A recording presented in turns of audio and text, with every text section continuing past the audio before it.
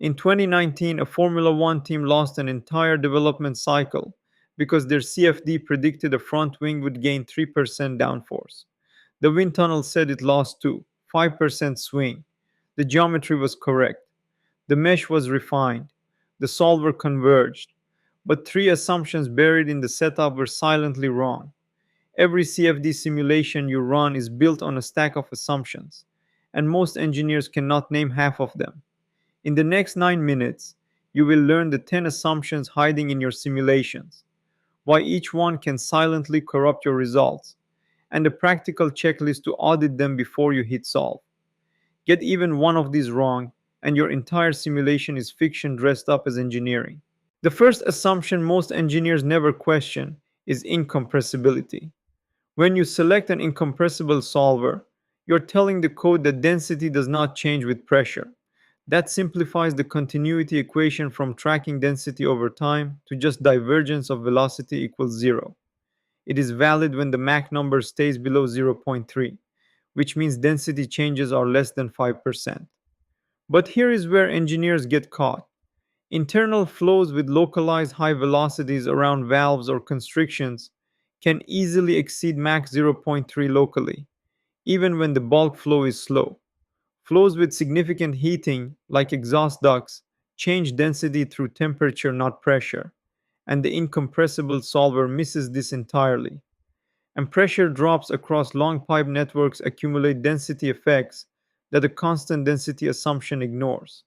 If you are not checking the local Mach number in your post processing, you might be running a compressible flow through an incompressible solver and never know it. Later, I will show you a quick audit checklist to catch this and every other assumption on this list.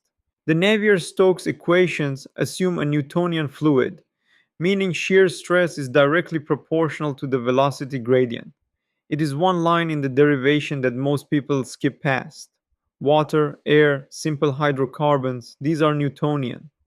But blood is shear thinning. Polymer melts are viscoelastic. Drilling muds are yield stress fluids. Food products, paints, slurries, even toothpaste, all non Newtonian. If you model any of these as Newtonian, your pressure drop predictions can be 50% wrong. The velocity profile changes shape entirely. A Newtonian pipe flow gives you a parabolic profile. A shear thinning fluid gives you a blunted, flatter profile. Same geometry, same flow rate, completely different wall shear stress and heat transfer. Running a steady state simulation is not just a time saving choice. It is an assumption that the flow has a single stable state, and many flows do not. Vortex shedding behind bluff bodies is inherently periodic. Buoyancy driven flows in tall enclosures oscillate. Separation and reattachment points fluctuate. When you force a steady state solver onto an inherently unsteady flow, one of two things happens. Either the residuals refuse to converge, oscillating forever, and you know something is wrong. Or worse, the solver does converge, giving you a time average result that does not represent any physical instant. The forces it predicts are smooth averages that miss the peak loads your structure actually experiences. In a moment, we will see why the turbulence model you choose is itself one of the biggest hidden assumptions. The word Boussinesq hides two completely different assumptions in CFD, and most engineers mix them up. The first is the Boussinesq density approximation for buoyancy. It treats density as constant everywhere except in the gravity term, using a linear expansion. A rho equals rho naught times 1 minus beta times delta t.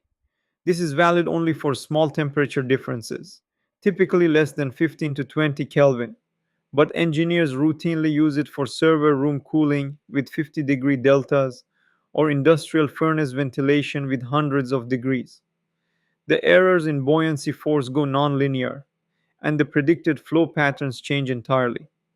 The second Boussinesq is the eddy viscosity hypothesis in turbulence modeling. It assumes Reynolds stresses are proportional to the mean strain rate, just like molecular viscosity, but scaled up.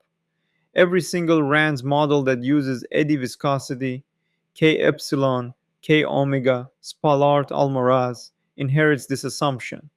It works for simple shear flows and boundary layers. It fails for swirling flows, impinging jets, and flows with strong streamline curvature. You cannot fix this by refining the mesh. The assumption is in the physics model, not the numerics. Choosing a turbulence model is not a software setting.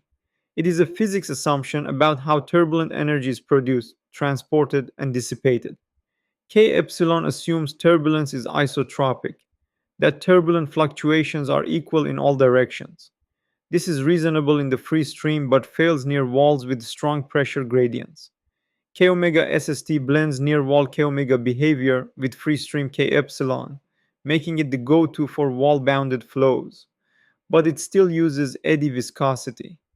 Reynolds stress models track all six independent stress components and capture anisotropy, but they are expensive and harder to converge.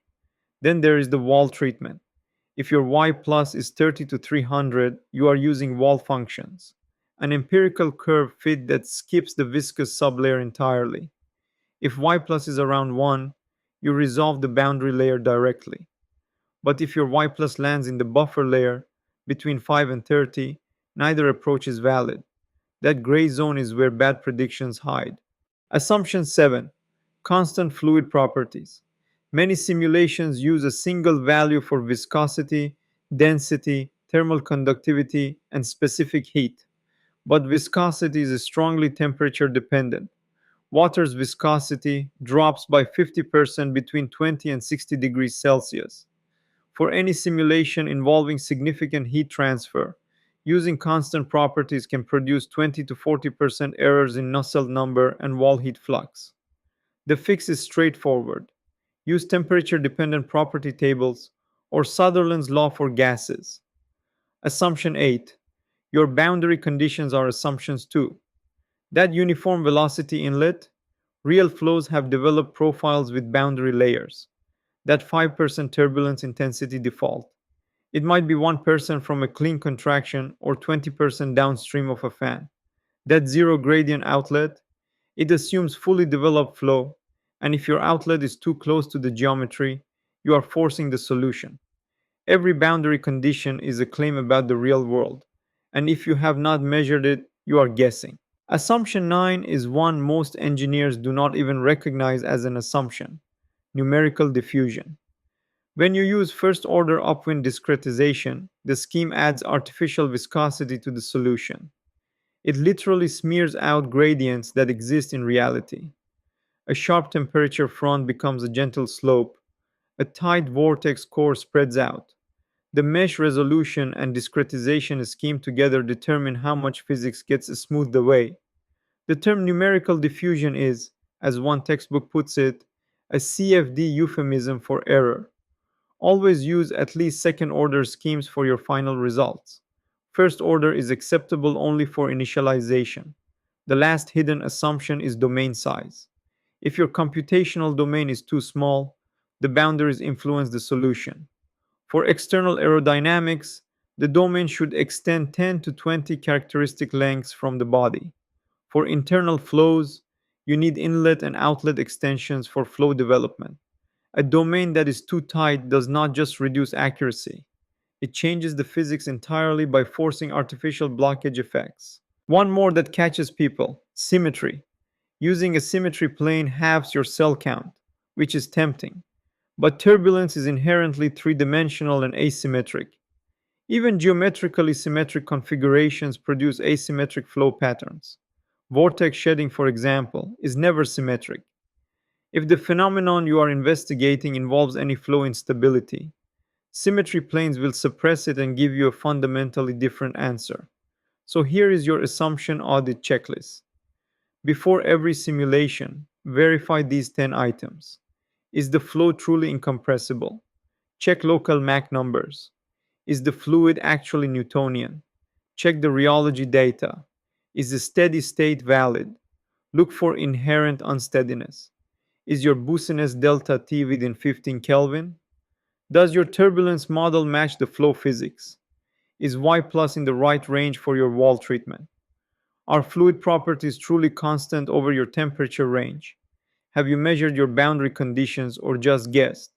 Are you using at least second order discretization? And is your domain large enough? 10 questions. 5 minutes of checking. The difference between engineering and guesswork. Every CFD result is only as good as its weakest assumption. The solver does not know your assumptions are wrong. It will happily converge to a beautifully colored contour plot of nonsense. The difference between a CFD operator and a CFD engineer is knowing which assumptions you have made and whether they hold. If this changed how you think about your next simulation, subscribe to CFD Toolbox for more content like this. Drop a comment with the assumption that has beaten you the hardest. And if you want to go deeper into any of these 10 topics, I have linked the specific videos in the description. Open the box, predict the flow. Thanks for watching CFD Toolbox. If you want more CFD content, hit subscribe and check out my other videos on the channel.